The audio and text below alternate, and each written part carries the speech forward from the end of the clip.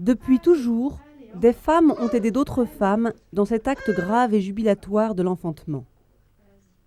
Elles sont environ 13 000 sages-femmes en France pour accompagner les naissances dans des conditions très différentes selon leur lieu d'exercice.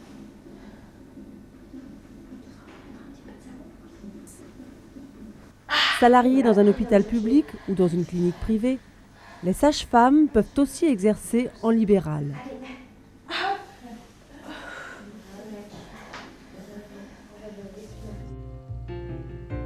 Nous vous présentons dans ce film l'accompagnement global de la naissance, pratique difficile dans le contexte médical actuel.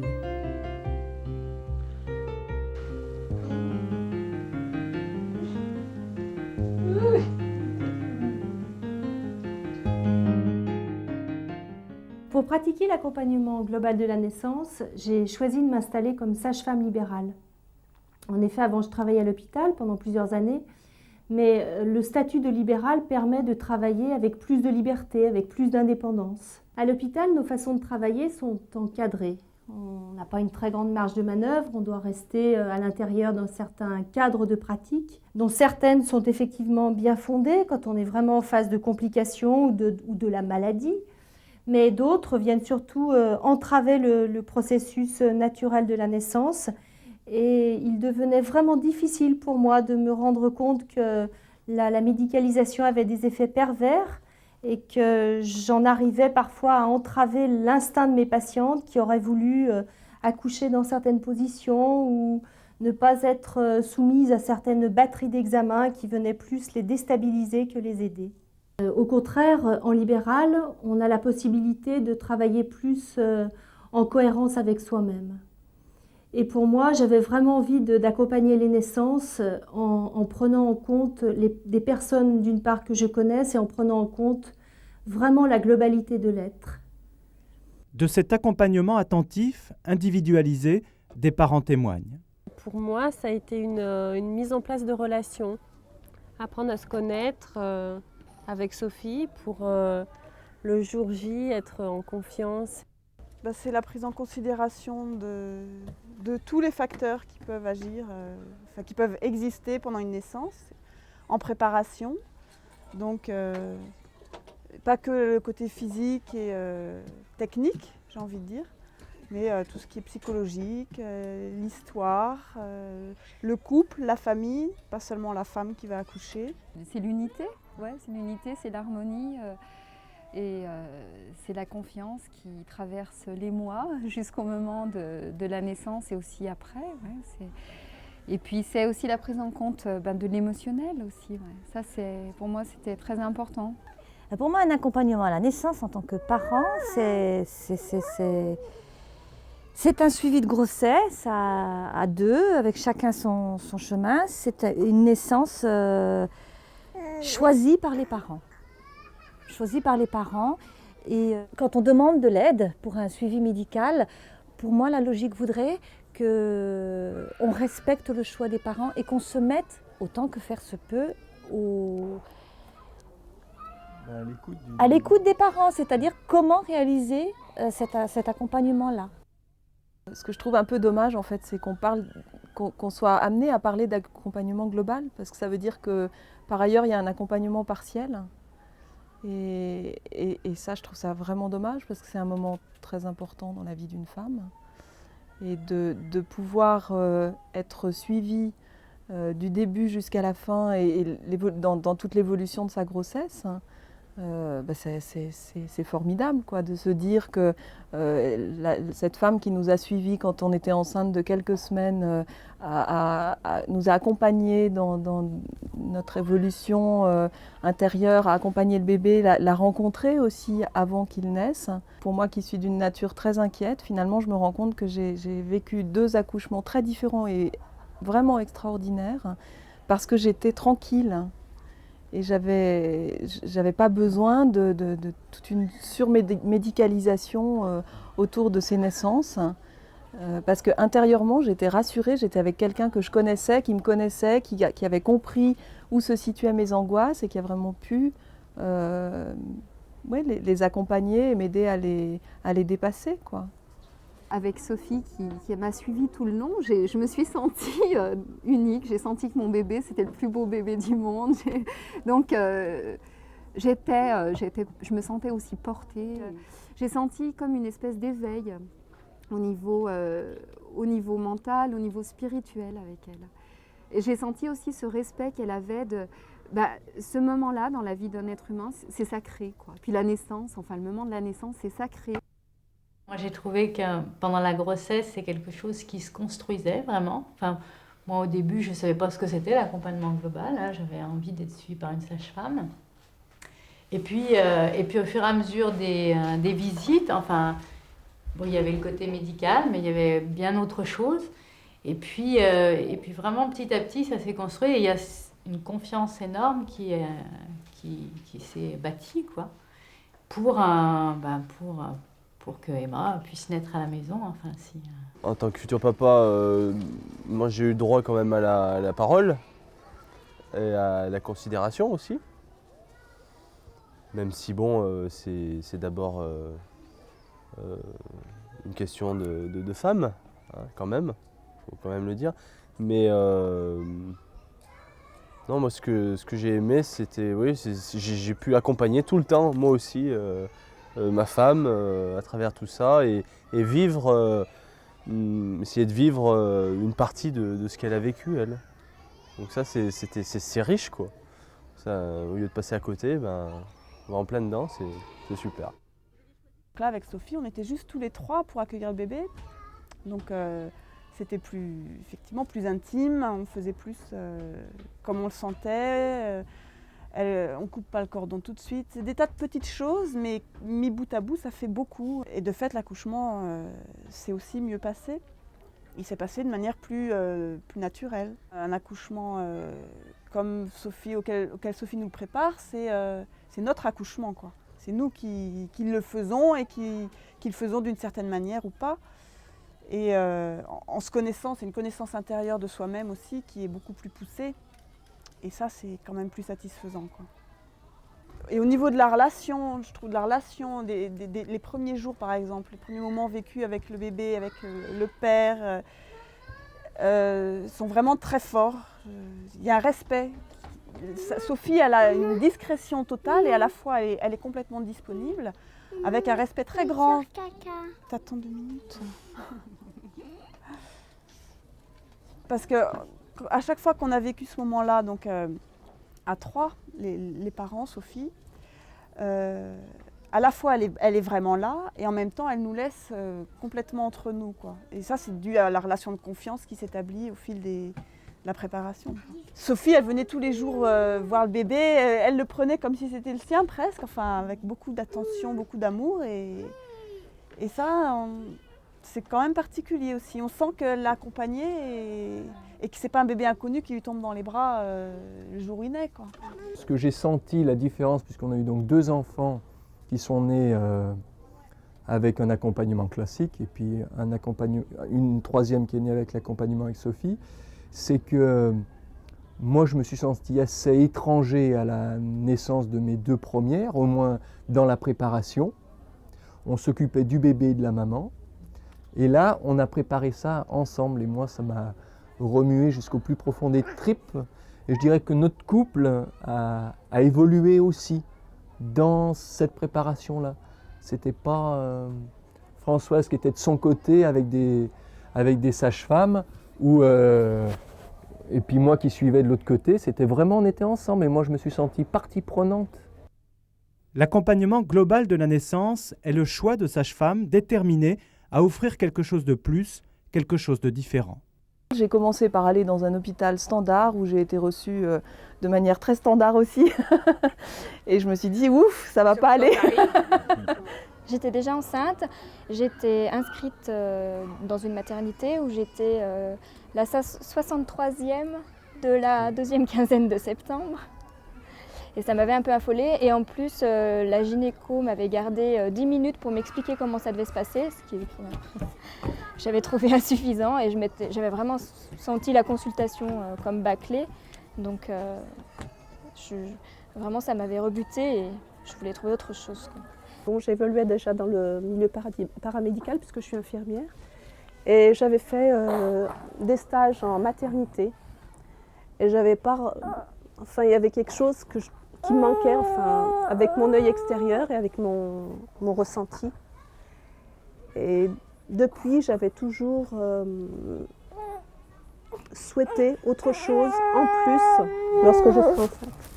En fait, au début, j'ai été suivie par une gynécologue classique qui était gentille. Mais bon, ça durait 12 minutes. On arrivait avec ses angoisses, on repartait avec ses angoisses parce qu'elles n'ont pas le temps de nous écouter en fait. Elles sont là pour le côté technique des choses. Et donc, j'étais pas bien. Et on est allé à une conférence avec Michel Audin où il y avait Sophie et ça a fait tilt. Et j'ai dit, c'est comme ça, je veux accoucher comme ça, ce qui me paraissait tout à fait logique, disons. Donc dans la sécurité et dans l'aspect humain des choses. L'impression que j'ai, c'est que, en fait, on n'écoute pas les mamans. Tout le monde doit accoucher de la même façon, en un certain nombre d'heures et avec certaines personnes, donc beaucoup trop à mon avis. Enfin, si on écoute vraiment les mamans, elles n'ont pas envie qu'il y ait 3 ou 4 personnes ou 5 au moment où elles vont mettre au monde leur bébé. L'arrivée à la maternité a brisé énormément de choses. Et moi, quand je mets un pied dans une maternité, je suis poliment accueillie, agréablement accueillie. Mais je ne suis pas une personne... je suis un numéro, je suis une personne avec un numéro. Il faut que je rentre dans un certain cadre. Tu vois, moi, en tant que papa, le souvenir que j'en ai, c'est avec ma petite valise et on m'a dit restez là. Et c'était dur quoi à ce moment-là. Puis j'ai vu Françoise qui partait pour des examens, je ne savais même pas ce que c'était. Moi, j'étais très confiante et à partir de ce moment-là, j'ai senti qu'il fallait que je mesure ce que je demande pour ne pas être prise pour quelqu'un qui allait embêter. Pour mon premier enfant, il a fallu que je me batte, que je dise voilà ce que je veux ceci, je veux cela. J'ai senti certaines réticences aussi quand même, il a fallu que je me bagarre, j'avais pas envie de me battre. Et en fait, j'avais été très choquée parce que l'anesthésiste, quand je l'avais vu, il m'avait fait sa visite très froidement, sans rien me demander de spécial, en faisant son petit questionnaire, c'est tout. Et à la fin, je lui avais dit mais vous ne me parlez pas de péridurale, on n'a pas en parlé. Il m'avait dit mais... Madame, mais vraiment, il m'avait répondu comme ça. Mais madame, une primipare, il y a 99% de chances pour que vous ayez besoin de moi, donc j'ai même pas besoin de vous en parler. Et j'étais ressortie, mais effondrée en me disant, mais moi qui en veux pas. Et quand on vient dans un hôpital, on est assisté. Donc on nous fait les choses, on ne nous demande pas d'ailleurs forcément notre avis, on ne nous explique pas toujours vraiment pourquoi. Je me souviens en particulier des préparations à la naissance. Moi, j'ai pas appris plus de choses que ce que j'ai pu lire dans un livre, quoi. C'est uniquement technique. Si j'avais besoin d'une aide médicale, je suis toute prête et toute disponible pour que ça se passe en pleine sécurité. Mais je veux dire, d'abord on voit si les choses se passent bien, parce que moi j'ai besoin qu'on me respecte dans mon intimité, dans notre intimité. Pour la deuxième, au moment même de l'expulsion, après quelques détails croustillants qui m'ont paru à moi violents un petit peu aussi, eh bien il y a eu une dizaine de personnes qui se sont permises de rentrer sans me demander mon avis, pour voir ce que c'était qu'un accouchement. On me demande mon avis, si je me sens bien, je suis capable de dire oui sans problème. Mais c'est à moi de décider, éventuellement c'est à nous de décider. On a l'impression qu'il n'y a que ça qui est possible. Et quand on sait qu'autre chose est possible, puis quand on l'a vécu, ben ouais, ça y est, la différence elle est faite, quoi. Là, on est vraiment des parents. Alors qu'à la limite, à l'hôpital, on serait quasiment un malade qui vient se faire enlever quelque chose qui ne va pas. Comme un abcès. Je suis peut-être dur, mais pour moi, ça fait ça. En tout cas, quand je vois les quelques reportages qu'on peut voir sur la naissance avec l'assistanat monitoring péridurale et autres, moi j'ai l'impression qu'on est en train de retirer un abcès du corps d'une femme, un gros abcès. J'ai eu envie de vivre l'accompagnement global de la naissance par rapport à cette frustration de ne pas avoir eu la sage-femme avec moi du début à la fin, quoi. Et surtout aussi parce que pour le premier, j'avais très envie de ne pas avoir de péridurale et en fait, je pense que je n'ai pas été peut-être accompagnée suffisamment pour m'en sortir toute seule sans la péridurale. Donc le deuxième, c'était vraiment un objectif, quoi. Et le deuxième accouchement, donc ça s'est passé avec Sophie. Et je dirais que, en fait, pour moi, une sage-femme qui a fait un accompagnement global de la naissance, le fait qu'elle suive de A à Z permet le lâcher-prise qu'il y a besoin au moment de la naissance. Enfin, moi, c'est vraiment la conclusion même que je ne faisais pas immédiatement après l'accouchement et que là, maintenant, avec du recul, je fais. C'est-à-dire que pour moi, un accouchement, c'est vraiment un moment, il faut lâcher, quoi. Il faut vraiment se laisser aller. Et ça, c'est possible que si on se sent en confiance. Et cette confiance, on peut la gagner que si on a été suivi, à mon avis, de A à Z, quoi. Enfin, c'est à chacun de trouver son accouchement, quoi. Enfin, c'est vraiment ça, à chacune de trouver comment faire, quoi. C'est ça, quoi. Et ça, c'est possible si on vous en donne les moyens, si vous êtes en confiance et si on vous laisse le temps de trouver ce moyen, quoi. Et mon premier accouchement, je peux dire que j'ai pas trouvé la manière d'y arriver. Et c'est qu'au deuxième que j'y suis arrivée. À un moment, je t'ai dit, mais tu crois que je vais y arriver, Sophie? Et toi, tu m'as répondu, oui, je pense que tu vas y arriver, Anne, mais il faut du temps.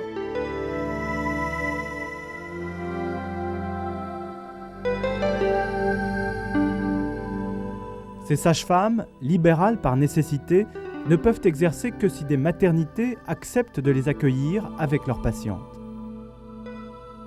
Pour moi, l'accouchement à domicile n'est pas forcément un idéal. Et donc, il est très important de pouvoir bénéficier de l'accès au plateau technique d'une maternité qui nous autorise à venir avec notre patiente, soit pour un accouchement décidé d'emblée en milieu médicalisé, soit comme lieu de repli en cas de difficulté au cours d'un accouchement à domicile. J'ai eu la possibilité d'aller dans différents lieux qui, pour la plupart, m'ouvraient leurs portes, mais de façon officieuse. Depuis 3 ans, j'avais un accès officiel à une clinique de l'Est lyonnais, la clinique de l'Union à Vaux-en-Velin, qui m'avait donné la possibilité, en signant avec moi une convention, de pouvoir venir avec mes patientes pour y pratiquer mes accouchements. La clinique de l'Union possède une maternité et un service de pédiatrie. Créé en 1994 et géré par la Mutualité du Rhône, cet établissement avait ouvert son plateau technique à Sophie Janin pour qu'elle puisse venir y accoucher ses patientes dans le cadre de l'accompagnement global de la naissance. J'y ai travaillé donc pendant 3 ans dans de bonnes conditions, des conditions que j'ai trouvées moi tout à fait agréables, avec de bonnes relations avec les sages-femmes du service. Mais depuis août 1998, l'accès au plateau technique de l'établissement lui a été interdit. Que s'est-il vraiment passé? La direction de la clinique, que l'équipe de tournage a sollicitée, a refusé de s'expliquer. La directrice de l'établissement, contactée par téléphone, a semblé dans un premier temps très coopérative, précisant que les médecins anesthésistes auraient sûrement des éléments de réponse à apporter. Puis elle s'est brusquement rétractée, un refus catégorique ayant été exprimé par l'ensemble des médecins. De plus, une note de service a interdit à tout le personnel de témoigner sur ce sujet. Pour des raisons que je ne détaillerai pas ici, puisque les médecins n'ont pas souhaité dialoguer avec moi sur ce sujet. Donc pour des raisons qui pour moi sont des mauvaises raisons. Et le fait qu'ils n'aient pas voulu en témoigner ou s'expliquer prouve qu'ils n'avaient peut-être pas très bonne conscience. Cet accès au plateau technique de la maternité de l'Union m'a été retiré suite à des pressions qu'ont exercées les médecins anesthésistes auprès de la direction. Moi, j'aurais été prête à entendre le point de vue des médecins anesthésistes et à comprendre le pourquoi de leur peur, puisqu'en fait, c'est un soi-disant argument sécuritaire qui a créé leur refus de continuer à collaborer avec moi. Les médecins anesthésistes auraient-ils plus peur de la douleur que les patientes elles-mêmes?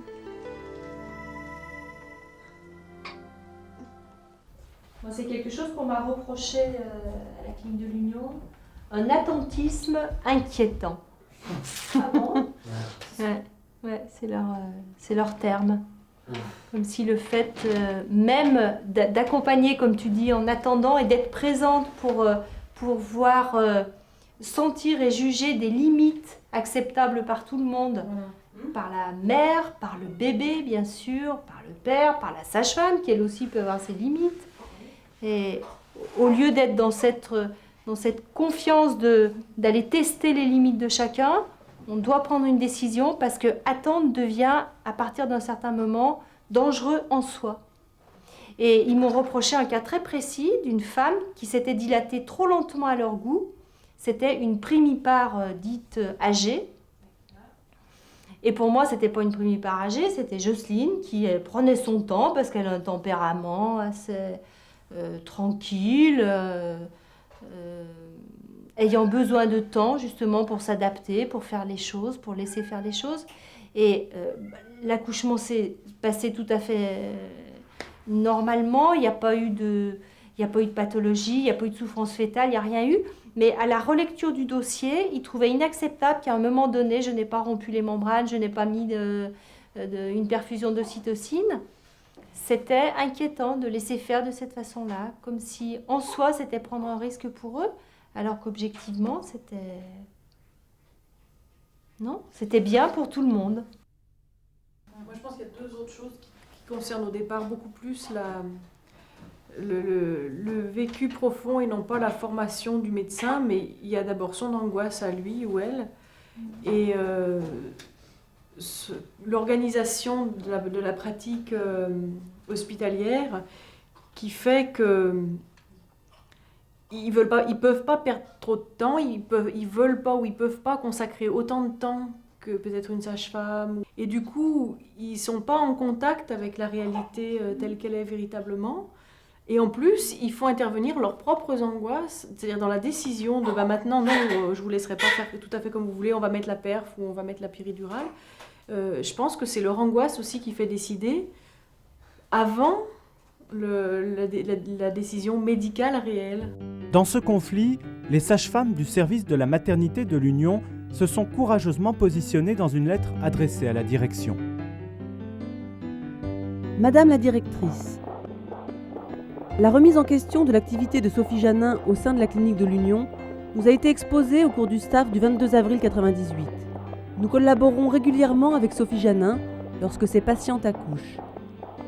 Sa pratique obstétricale est parfois différente de la nôtre, principalement pour répondre à la demande d'une clientèle qui souhaite accueillir son enfant sans médicalisation particulière lorsque cela est possible. Pour autant, nous ne ressentons pas Sophie Janin comme dangereuse en salle d'accouchement. Elle connaît son métier et nous l'acceptons comme une de nos pairs. Il n'y a pas de divergence entre Sophie Janin et l'équipe lorsque nous nous consultons pour résoudre un problème posé par l'une de ses patientes.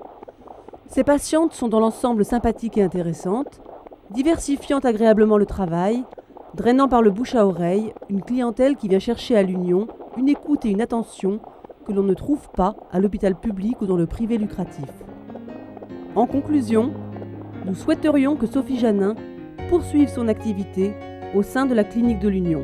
Mais j'ai pas eu réellement de possibilité d'adapter ma pratique ou de négocier sur certains points ou de voir dans quelle mesure on pouvait essayer de se comprendre et d'aplanir un peu le différent.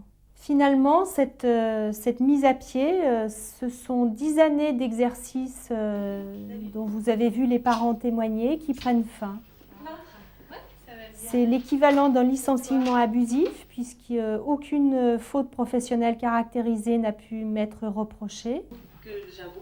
Finalement, la décision de la clinique a donné raison au point de vue des médecins anesthésistes qui ont imposé leur diktat sans que j'ai réellement eu les moyens de me défendre et sans que le point de vue des parents ait également pu être pris en compte et entendu. Pourtant, ils ont réagi, certains ont écrit, ils ont tous été très, très choqués par cette décision. Moi, je suis désolée. Je suis désolée parce que c'est encore une fois une démarche qui, pour moi, la démarche de l'accompagnement global est la vraie démarche sécuritaire. Et une fois de plus, on se dit que c'est la victoire de la surmédicalisation et d'une sécurité qui n'en est pas une. Je devais accoucher chez moi et on était tout à fait partis pour. J'ai fait une échographie qui m'a dit que j'attendais un très gros bébé, etc. Bon, on en a parlé ensemble et elle m'a dit, écoute, en cas de problème, je crois que c'est plus raisonnable d'aller quand même à l'hôpital. Je veux dire, c'est vraiment pas quelqu'un d'inconscient. Moi, on peut en témoigner du début à la fin de cette grossesse où elle nous a accompagnés. C'est quelqu'un d'exceptionnel, vraiment. C'est vrai, c'est-à-dire qu'on fait un choix responsable et on entend qu'il soit respecté. Et c'est vrai que si on n'avait pas eu cette possibilité d'accoucher à la clinique de Vaux-en-Velin, ça remettait complètement en cause notre façon d'envisager l'accouchement. C'était plus possible, quoi. Alors que là, ça s'est fait, c'était prévu à la maison, ça s'est pas fait à la maison, mais ça s'est fait, c'est un bonheur, quoi. Et moi, je me rappelle l'angoisse de dire, mais on pourrait ne pas accoucher avec Sophie, c'était plus possible. Bah, je trouve évidemment que c'est dommage, voire un peu dramatique. Et que moi, j'ai le sentiment qu'elle avait sa place là-bas. Et moi, sans elle, d'ailleurs, j'y serais pas allée à Vaux-en-Velin. Parce que c'était pas une maternité qui avait une réputation d'être l'endroit le plus tolérant ou le plus accueillant pour la démarche que j'avais moi.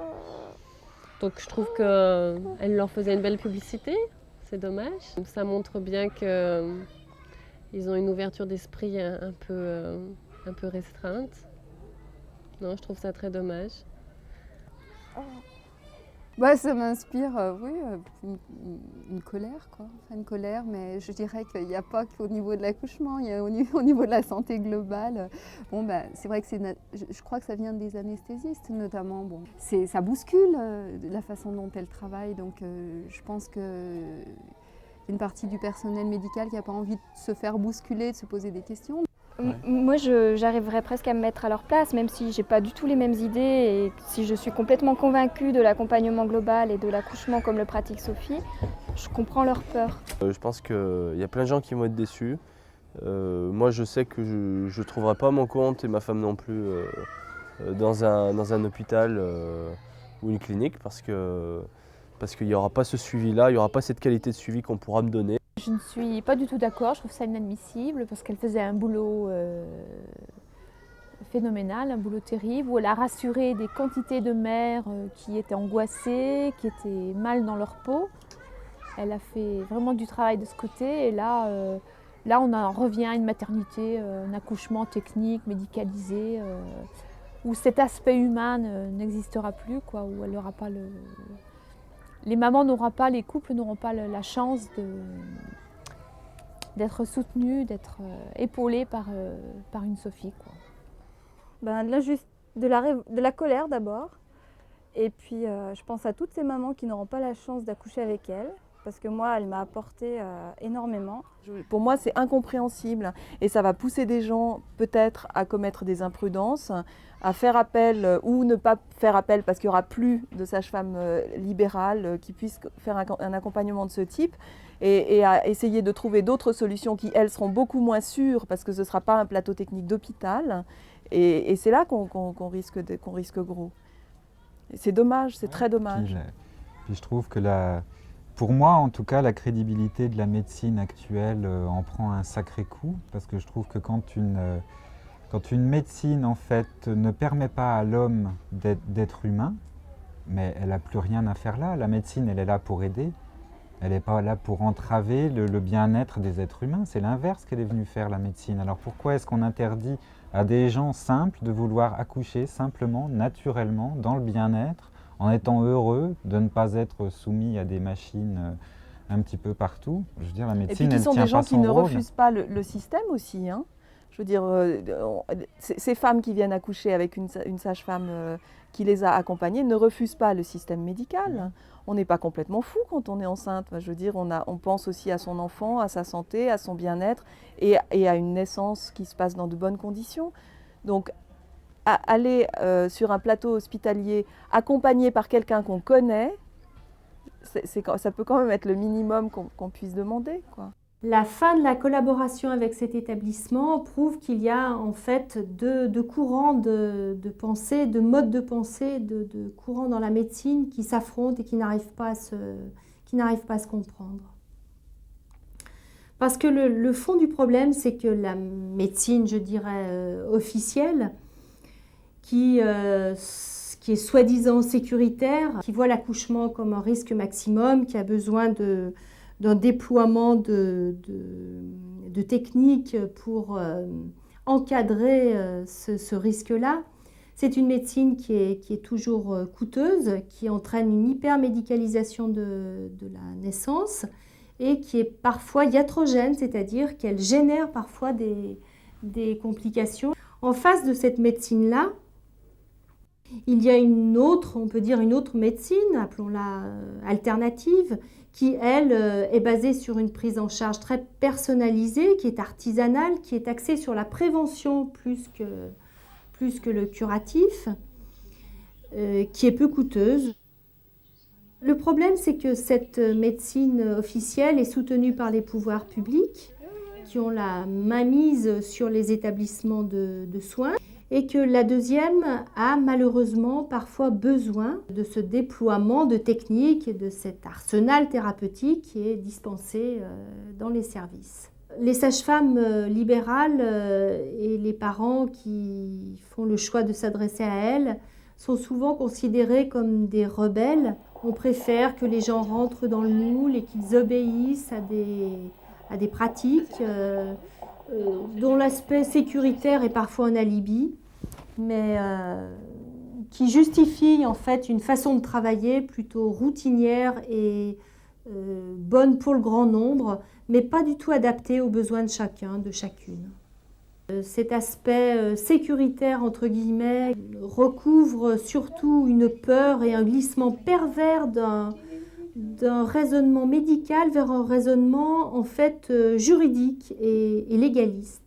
Dans ce paysage vient interférer le risque médico-légal qui est maintenant une donnée qui est prise en compte de façon presque paranoïaque par les médecins, alors que le risque médico-légal existe également pour les sages-femmes, mais que les relations de confiance qu'elles ont pu instaurer entre les couples et elles font qu'elles ne le voient pas du tout de la même manière. Dans l'accompagnement global, en fait, nous revendiquons l'aspect sécuritaire de notre pratique. Je voudrais rappeler que la médecine actuelle, en France en particulier, qui a des indicateurs, cette médecine donc a de mauvais chiffres en matière de périnatalité. Bien que nous soyons un des pays d'Europe qui dépense le plus dans le domaine de l'obstétrique, nous ne nous situons qu'au 12e rang des pays d'Europe, avec une mortalité, une morbidité fœto-maternelle qui est importante.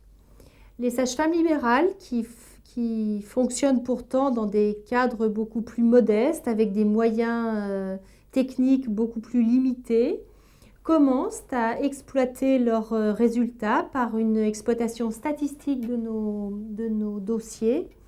Et nous avons d'ores et déjà des résultats que nous pouvons aligner et qui sont excellents. On a un nombre de pathologies, on a un nombre de complications, d'interventions, d'extraction instrumentale, de césarienne et de morbidité fœto-maternelle qui est extrêmement bas. Et enfin, dans l'accompagnement global, il est exact que l'humain prime à la primauté par rapport aux techniques. Dans les maternités du futur, où il va y avoir une concentration des accouchements de plusieurs milliers de naissances par an, qui sont réellement des usines à bébés, pour moi, monstrueuses, la technique va forcément l'emporter sur l'humain. Maintenant que je ne peux plus aller faire mes accouchements dans cet établissement, je ne sais pas comment je vais continuer à pratiquer. On a absolument besoin d'avoir un lieu de repli qui soit officiel, qui nous permette de continuer ou de pratiquer des accouchements dans de bonnes conditions, dans une collaboration qui soit positive avec l'équipe. Et en étant privée de ce moyen d'accès, je ne vois pas comment je peux continuer à pratiquer l'accompagnement global de la naissance.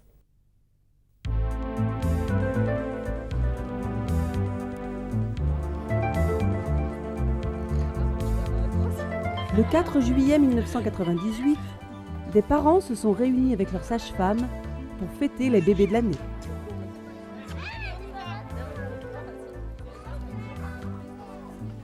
En conclusion, nous ne pouvons dans ce film que poser des questions. Des parents responsables et compétents ont-ils réellement le droit de choisir un accompagnement à la naissance différent de la filière habituelle ? Quel est l'avenir dans ce pays du métier de sage-femme, étant donné les contraintes normatives qui pèsent sur les pratiques médicales et la peur grandissante du risque médico-légal ?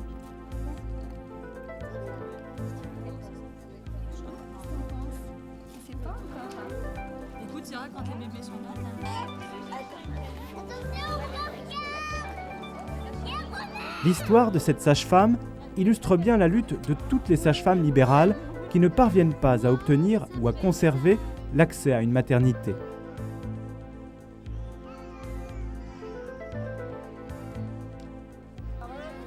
L'expérience relatée dans ce film est exemplaire, elle est source d'interrogations sur les conditions d'accueil de la vie dans notre société.